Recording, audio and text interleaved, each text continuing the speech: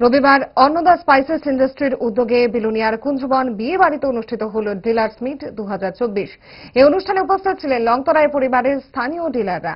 এই ডিলার্স মিটের উদ্বোধন করেন বিলোনিয়া পুর পরিষদের পুরপিতা নিখিল চন্দ্র গোপ। বিশেষ অতিথি হিসেবে উপস্থিত ছিলেন বিলোনিয়া পুর পরিষদের পারিষদ ধ্রুব মজুমদার, ছিলেন বিলোনিয়া বাজার কমিটির সভাপতি দিলীপ নন্দী। ডিলার্স মিটে উপস্থিত ছিলেন লংতরায় স্পাইসেসের ডিরেক্টর কৃষ্ণধন দেবনাথ সহ সংস্থার general manager Subrata Debnath. Dealers মিটে স্বাগত ভাষণ রাখেন সুব্রত দেবনাথ ও ডিরেক্টর কৃষ্ণধন দেবনাথ।